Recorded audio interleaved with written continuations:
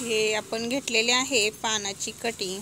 आपल्याकडं पानाचा वेल आहे त्याच्यामुळं त्याची आपण कटिंग घेतलेली आहे आणि आधी आपण ही कटिंग तयार केलेली छान अशी मस्त ह्याला मुळ्या आलेल्या आहेत. अशी आपल्याला कटिंग करून लावली की अशा मुळ्या येतात.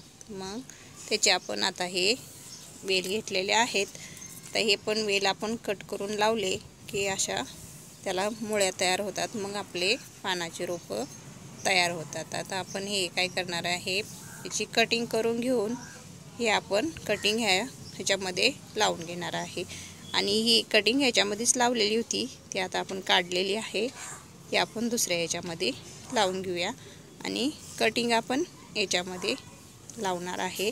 आता आपण हे पानाचे वेल घेतलेले याचे आपण कटिंग तयार करूया.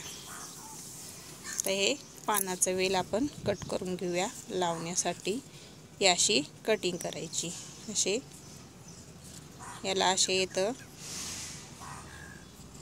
मुळ्या येतात. ह्याला खाली असं मुळ्या येतात. अशी इथून पानाच्या देठापासून अशी कटिंग करून घेतली की पानाच्या देठापाशी याला मुळ्या तयार होतात आणि तिथून तयार झाल्या की वेल आपला तयार होतो. अशा याला बघा आता इथं कशा याला मुळ्या आलेल्या आहेत. छान अशा मुळ्या तयार होतात पानाच्या देठापासून. आता आपण हे कटिंग करून घेऊया.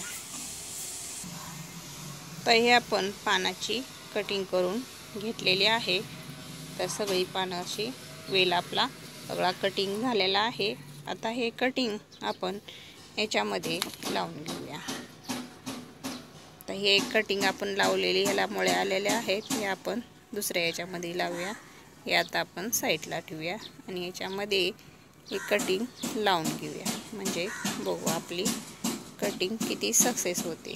तर याच्यामध्ये आपण माती अशी खाली दाबून तर याच्यामध्ये आपण कटिंग लावून घेऊया. आणि कटिंग लावल्याच्या नंतर काय करायचं ह्याला सावलीत ठेवायचं. सावलीत ठेवलं की मग छान अशा मुळ्या याला तयार होतात.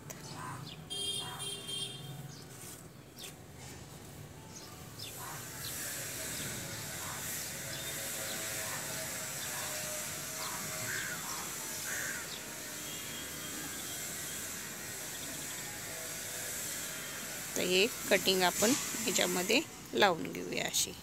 तर हे आपण कटिंग लावलेली आहे तशी सगळी कटिंग आता आपण याच्यामध्ये लावून घेऊया.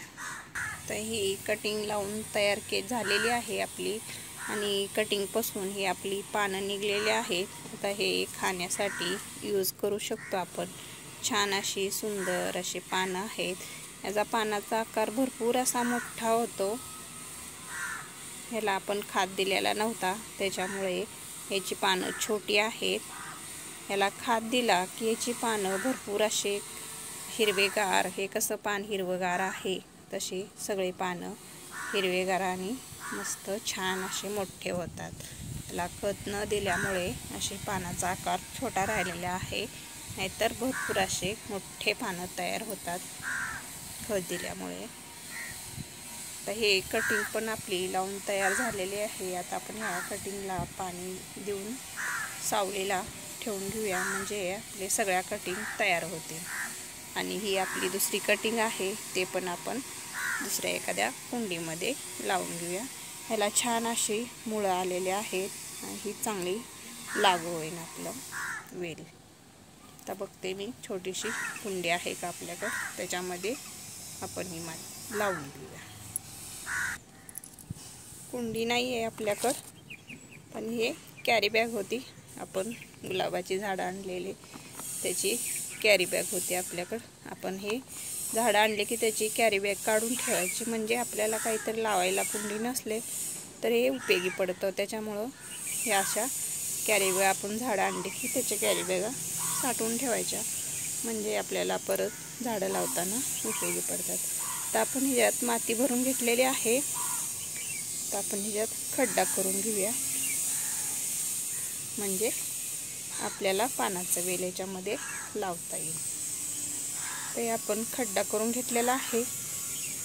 तर हे आपण वेल याच्यामध्ये लावून घेऊया. छान आपला असा वेल लावून झालेला आहे. तर आपण त्याला पाणी देऊन घेऊया.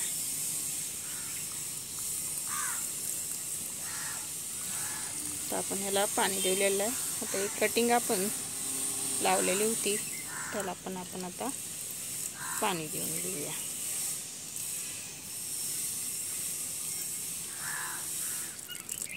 हे रोप लावलेलं होतं त्याला पण आपण पाणी दिलं आहे आणि जे कटिंग लावलेली होती त्याला पण आता पाणी देऊन घेतलेलं आहे. छान असं वेलाची कटिंग लावून तयार झालेलं आहे आणि रोप पण होतं ते आपण याच्यामध्ये कॅरी बॅगमध्ये लावून घेतलेलं आहे. बघू आपण आता हे कटिंग आपली लागू होती का, किती सक्सेस होती ते बघूया आपण.